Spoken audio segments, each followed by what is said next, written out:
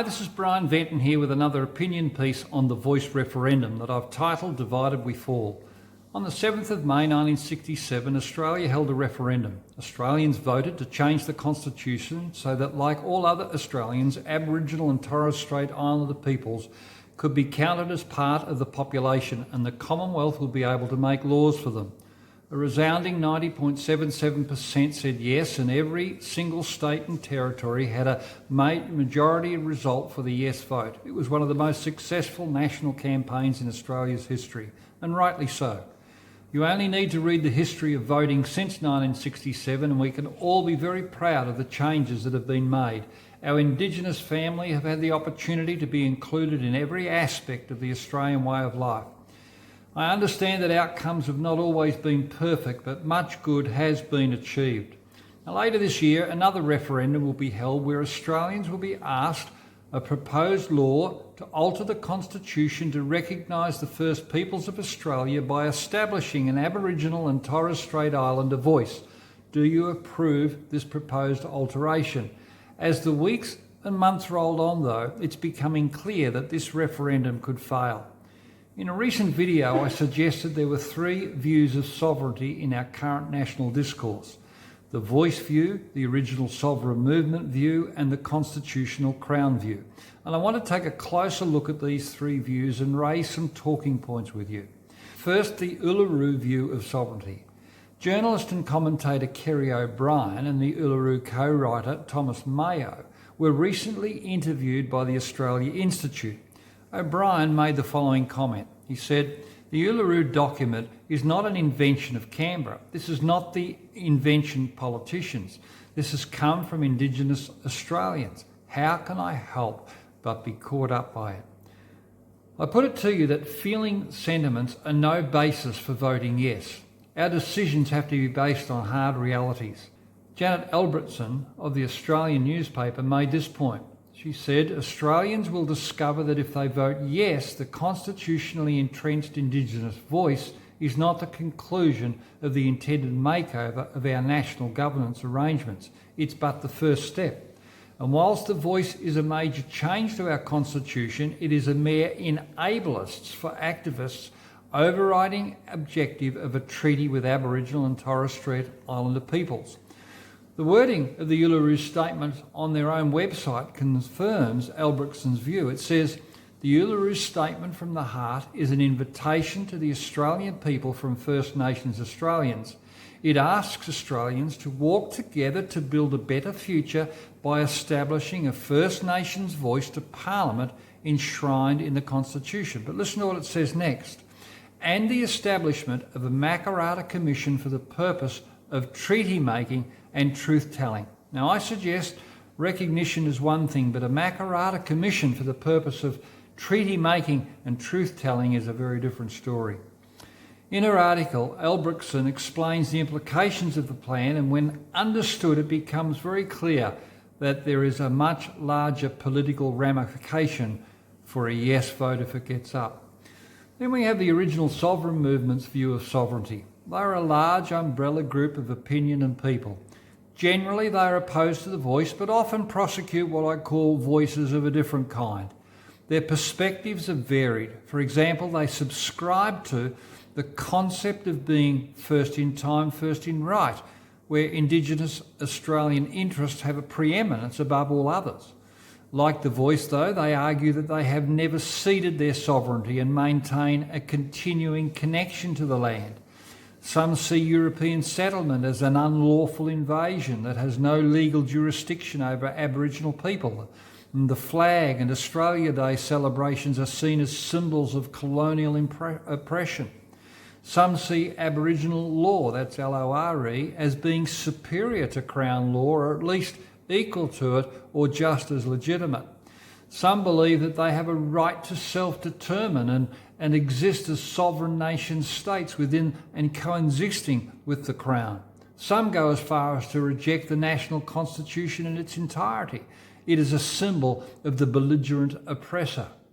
The difficulty with the positions of the Uluru voice and aspects of the original sovereign movement is, in my view, they continue to be a recipe for social divisiveness. For example, it's very hard to imagine having any form of national unity if Australia is divided up into multiple parallel nation states, which is part of the objective. These positions also tend to divide people and families in terms of race. Consider this, for example. According to analysis of the 2006 census, it shows that 52% of Aboriginal men and 55% of Aboriginal women were married to non-Aboriginal Australians. In Australia's larger East Coast cities, the intermarriage rate was well above 70%. In Sydney, as many as 9 out of 10 university-educated Aborigines had a non-Indigenous partner. Now imagine, if you will, the impact on these relationships and the potential division that could occur if we constitutionally enshrine a distinction in these mixed families on the basis of race. But also consider this. People could also be divided on the basis of where they live. We have a situation in Australia where city and country Indigenous Australians could deliberately be being pitted against each other. Many wouldn't be aware of these facts, but the geographical distribution of where Indigenous Australians live is very interesting. According to the Bureau of Statistics, Indigenous Australians live in all parts of the nations, from cities to the remote tropical and desert areas. But most Indigenous Australians are more likely to live in urban and regional areas than in the remote areas, which means, based on projections for the 2022 among Indigenous Australians, 38%, that is 344,800, live in the major cities, 44%, that's 395,900, live in inner and outer regional areas, and just 70%, or 155,600 people, live in the remote or very remote areas of the country. What this means is that the vast majority of Indigenous Australians are living in major cities or regional areas and also are married or cohabiting with non-Indigenous Australians. And it made me wonder if the Voice is deliberately pitting the 17%, that is the 155,600 Indigenous Australians who live in the remote areas of the country, pitting them against the broader population of intermarried Indigenous and non-Indigenous Australians who live in the cities and the regions throughout Australia. Dividing the nation by race and by region is majorly problematic in my view. By any metric, the Voice has become clearly divisive. That is obvious to any critical thinker. So, is there an alternative model of sovereignty that everyone would be amenable to?